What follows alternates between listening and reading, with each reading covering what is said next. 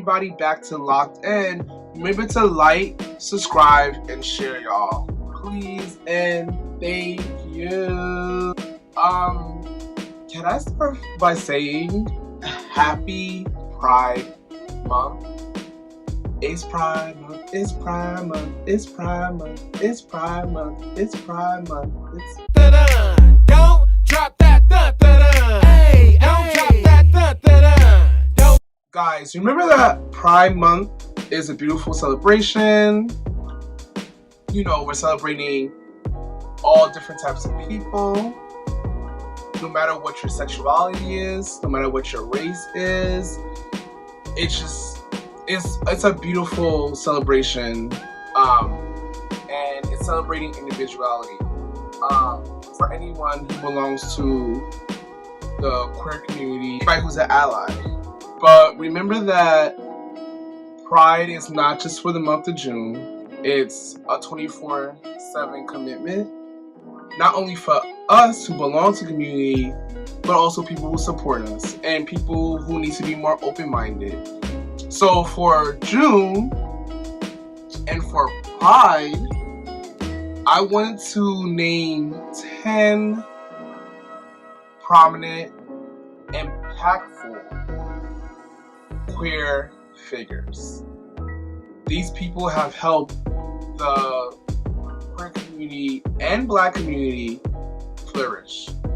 And although I'm only listing 10, and even some of them I did some research on, and there are a multitude of beautiful queer Black people who have helped the queer community and Black community prosper. So let me just name 10. Let's start with Marsha P. Johnson. He helped start the Stonewall Rise June 28th, 1969.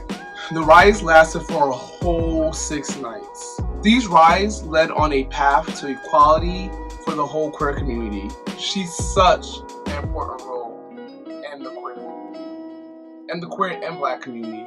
And to be honest, if it wasn't for her, we probably wouldn't have a lot of things that we have now. Not only that, but she helped to co-found the group called STAR, which stands for Street Transvestite Action Revolutionary. This organization provided help for street workers as well as the LGBTQ+ community who were homeless. You go, girl. Next, we have Billy Porter. Mr. Pray Tell himself. This Broadway star was the first gay Black man to ever win an Emmy Award for a series. I know you guys know what I'm talking about. Pose? Yeah, 2019 he won an Emmy for that. Billy, you are just phenomenal. And come to find out, his character on Pose was a representation of him, and he recently came out for having HIV for maybe over a decade. Wow, he's super courageous too. Next, we have Lena Waithe. I think she is so sexy. She's really sexy. Not only did she create the popular show The Chi, which was centered around Black queer women, but she also won a Primetime Emmy Award in 2017 for Outstanding Writing Series called The Master of None. She helped produce an episode called Thanksgiving, and she was the first Black woman to do so. And now this brilliant screenwriter is making deals with Amazon. Girl, make that money. She's putting queer Black people in the forefront, and she said it herself. Now we have Laurie Lightfoot. She was Chicago's first openly gay mayor in 2019. Her main goals was to focus on education, safety, and stability. She helped raise Chicago's minimum wage to $15. She's doing some big things. I mean, even her 90-year-old mother attended her inauguration, and she came a pretty long distance to do so. And I think that's the sweetest and most cutest thing ever. And you have support from your family. Girl, keep doing your thing, because you're obviously doing a good job. Now we have Phil Wilson. Not only did President Obama appoint an advisory council of AIDS HIV, he is also the trustee for the American Foundation for AIDS Research. He helped provide funding for the Black communities. He wanted to educate people living in these communities on diseases and how to prevent them. And I mean, who doesn't love a brilliant Black queer teacher? Wow, he's just another phenomenal guy, honestly. Next, we have one of my favorite, Bayard Rustin.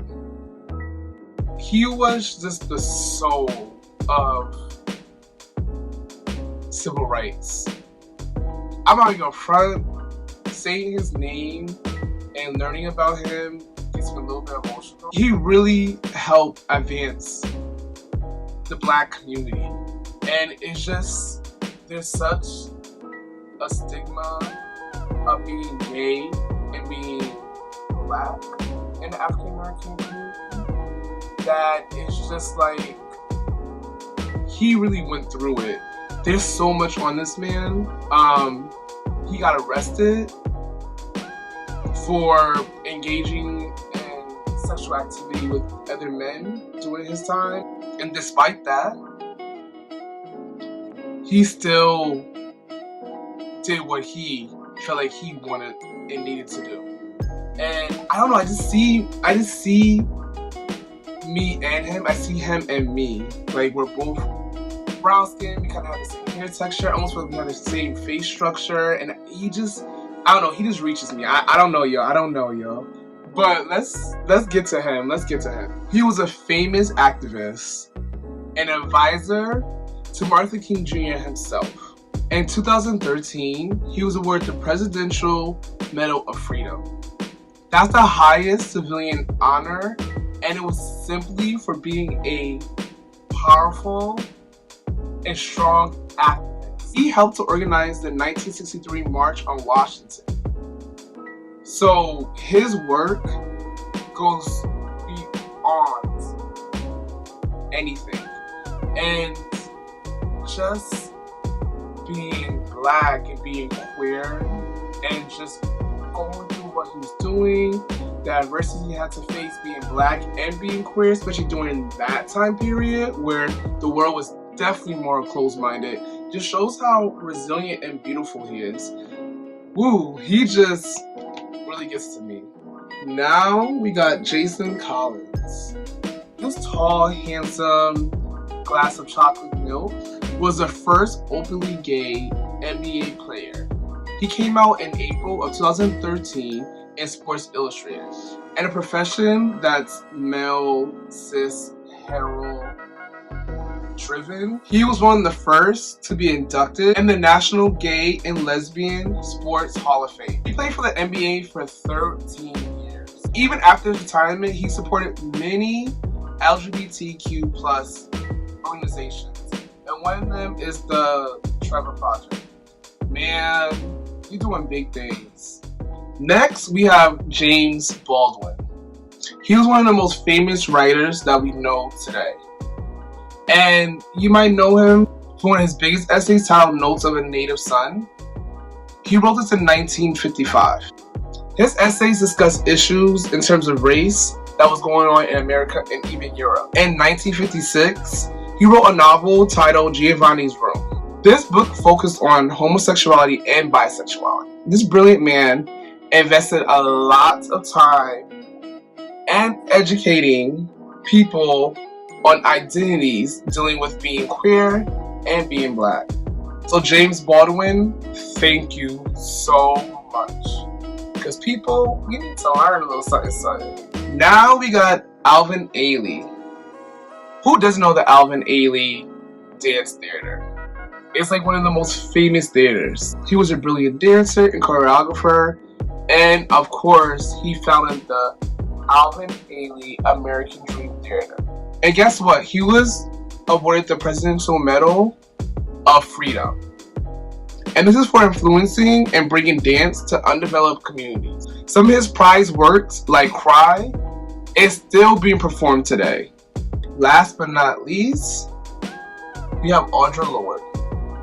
She was an exquisite American poet. She was famous for her writings on feminism, lesbianism, and what the biggest topic seems to be nowadays, critical race theory. She contributes to that. One of her famous writings, called The Cables to Rage, actually focuses on the injustices towards lesbianism. And she expresses her anger in that. I feel you, sis. The self-described Black poet, mother, feminist, and much more. Through her writings and publications, she has contributed so much to feminist theory and also the critical race theory. You go, girl. Who checking for you, boo? Nobody. Thank you so much, guys, for watching. Remember to like, subscribe, and share. It is Pride, like I said, and New York Pride is in a couple of days. By the time it's out, it'll probably be tomorrow. I don't know. But remember to have fun, be safe, and you know, it's a great place to learn too. Just fun. Fun, party, drink, chill with your friends, do whatever. Just be gay as fuck. No sorries. And everybody have a beautiful and fun and festival Pride. Happy Pride, guys. Woo! Bye. Peace and love.